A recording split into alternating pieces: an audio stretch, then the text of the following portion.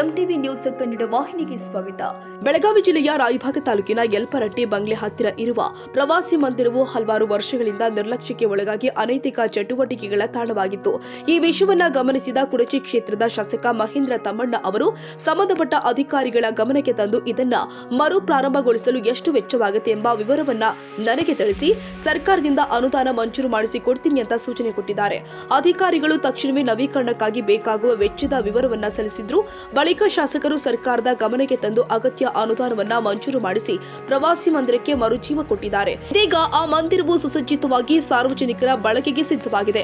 ನವೀಕರಣಗೊಂಡ ಪ್ರವಾಸಿ ಮಂದಿರದ ಉದ್ಘಾಟನೆಯನ್ನ ಕರ್ನಾಟಕ ನೀರಾವರಿ ನಿಗಮದ ವ್ಯವಸ್ಥಾಪಕ ನಿರ್ದೇಶಕರು ಆಗಿರುವಂತಹ ರಾಜೇಶ್ ಅಮಿನಭಾವಿ ಹಾಗೂ ಕುಡಚಿ ಶಾಸಕ ಮಹೇಂದ್ರ ತಮ್ಮಣ್ಣವರ ಜಂಟಿಯಾಗಿ ರಿಬ್ಬನ್ ಕತ್ತರಿಸುವುದರ ಮೂಲಕ ನೆರವೇರಿಸಿದ್ರು. ನವೀಕರಣಗೊಂಡ ಪ್ರವಾಸಿ ಮಂದಿರವು ಗ್ರಾಮೀಣ ಪ್ರದೇಶದ ಅಭಿವೃದ್ಧಿಗೆ ಮತ್ತೊಂದು ಹೆಜ್ಜೆಯಾಗಿದ್ದು ಸಾರ್ವಜನಿಕರ ಸೇವೆಗೆ ಸಮರ್ಪಿತವಾಗಿದೆ. ಮಾನ್ಯ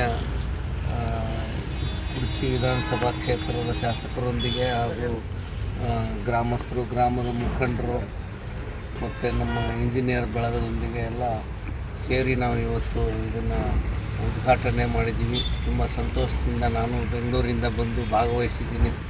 ನಾನು ಇದೇ ಭಾಗದವನಾಗಿದ್ದು ಆರೋಗ್ಯರಿ ಹೈಸ್ಕೂಲಲ್ಲೇ ನಾನು ಹೈಸ್ಕೂಲ್ ಓದಿದ್ದೆ. ಸೊ ಇದೊಂದು ನನಗೆ ಸಂತೋಷದಾಯಕ. ಭಾಳ ದಿನದಿಂದ ನನಗೆ ಬರಬೇಕು ಅಂತ ನಾನು ಯೋಚನೆ ಮಾಡಿದ್ದೆ. ಕಾರ್ಯ ಒತ್ತಡದಿಂದ ಬರೋಕ್ಕಾಗಿರಲಿಲ್ಲ. ಈ ಭಾಗದಲ್ಲಿ ನೀರಾವರಿ ಪ್ರದೇಶ ಆಗಿರ್ಬೋದು ಅಥವಾ ಇನ್ನಿತರ ಕಾಮಗಾರಿಗಳು, ಈ ಥರ ಸಣ್ಣ ಸಣ್ಣ ಕಟ್ಟಡಗಳಾಗಿರ್ಬೋದು, ವಸತಿಗೃಹಗಳಾಗಿರ್ಬೋದು, ನಮ್ಮ ಇಂಜಿನಿಯರ್ ಕಚೇರಿಗಳಾಗಿರ್ಬೋದು. ಸೊ ಈ ಭಾಗದವನಾಗಿದ್ದು ನಾನು ಇವುಗಳಿಗೆ ಜೀರ್ಣೋದ್ಧಾರಕ್ಕೆ ಮತ್ತು ಈ ರಿಪೇರಿ ಇಂಥ ಕೆಲಸಗಳಿಗೆ ನಾನು ಒತ್ತು ಕೊಡ್ತೀನಿ ಅಂತ ಈ ಮೂಲಕ ತಮಗೆ ಹೇಳಿ, ಸೊ ನೀವು ಎಲ್ಲ ಭಾಗವಹಿಸಿದ್ದಕ್ಕೆ ಧನ್ಯವಾದಗಳನ್ನು ಹೇಳಿ. ಸರ್, ಇನ್ನೊಂದ್ರೆ ಇದು ಸುಮಾರು ದಿನಗಳಿಂದ ಒಟ್ಟು ಪಾಳು ಬಿದ್ದಂಗೆ ಆಗಿತ್ತು ರೀ. ಅದು ಈಗ ನೀವು ತಮ್ಮ ಹತೋಟಿ ತೊಗೊಂಡು ಎಲ್ಲ ಇದನ್ನು ರಿಪೇರಿ ಮಾಡಿ ಇದನ್ನು ಮಾಡಿದರೆ ಅದಕ್ಕೆ ಏನು ಅನ್ನಿಸ್ತದೆ ಸರ್? ಇಲ್ಲ, ಇದು ನಮ್ಮ ಇಂಜಿನಿಯರ್ ಸ್ವಲ್ಪ ಒಳ್ಳೆಯ ಉದ್ದೇಶ ಆಗಿದ್ದು ಇದನ್ನು ರಿಪೇರ್ ಮಾಡಿದ್ದಾರೆ. ಅದಕ್ಕೆ ಮಾನ್ಯ ಶಾಸಕರು ಸಹಕಾರ ನೀಡಿದ್ದಾರೆ. ಸೊ ನಾನು ನಿಮಗೆ ಸಾರ್ವಜನಿಕರಿಗೆ ಇದನ್ನು ಮತ್ತು ಅಧಿಕಾರಿಗಳಿಗೆ ಇನ್ಸ್ಪೆಕ್ಷನ್ಗೆ ಆಗಿರ್ಬೋದು, ಬೇರೆ ಸಭೆ ಸಮಾರಂಭಗಳಿಗೆ ಆಗಿರ್ಬೋದು ಉಪಯೋಗಿಸ್ಬೋದು.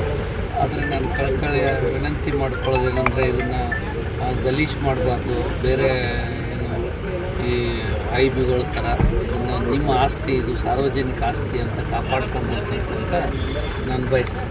ಸರ್, ಈಗ ಕ್ಷೇತ್ರದಲ್ಲಿ ಆಗಲಿ ಮತ್ತು ತಾಲೂಕಿನಲ್ಲಿ ಇನ್ನೂ ಹಲವಾರು ಐಬಿಗಳು ಪಾಳು ಬಿದ್ದಂಗೆ ಆಗಿದ್ದಾವೆ.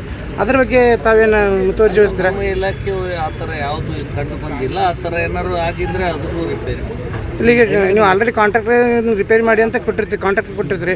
ಕಾಂಟ್ರಾಕ್ಟರ್ ಕಳಪೆ ಮಟ್ಟದ ಮಾಡಿ ಹೋಗಿದಾರಲ್ಲ, ಅದ್ರ ಬಗ್ಗೆ ಸ್ಪೆಸಿಫಿಕ್ ಆಗಿ ಅಂದರೆ ಕುಡಚಿನ ಈಗ ಸುಮಾರು 5-6 ತಿಂಗಳಿಂದ ನೀವು ಕಾಂಟ್ರಾಕ್ಟ್ ಮಾಡಿದ್ದೀರಿ. ಈಗ ಅಲ್ಲಿ ಬೆಡ್ ಗಿಡ್ ಎಲ್ಲ ಮತ್ತು ಕುಂದಂಥ ಆಸನಗಳೆಲ್ಲ ಹಾಳಾಗಿದ್ದಾವೆ. ಹಾಂ, ಹೌದು. ನಾನು ಈಗ 15 ಒಂದು ಮಂತ್ ನಿಮಗೆ ಫೋನ್ ಮಾಡಿದ್ದೀನಿ.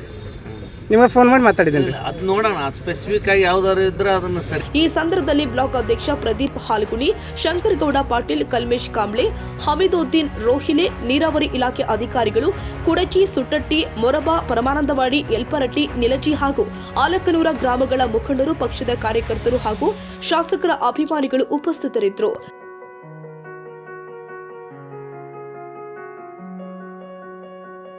ತಾಜಾ ಸುದ್ದಿಗಾಗಿ ಎಂಟಿವಿ ನ್ಯೂಸ್ 24x7ಗೆ ಸಬ್ಸ್ಕ್ರೈಬ್ ಮಾಡಿ ಮತ್ತು ಬೆಲ್ ಐಕಾನ್ ಅನ್ನು ಒತ್ತಿ. ತಪ್ಪದೇ ಲಿಂಕ್ ಶೇರ್ ಮಾಡಿ.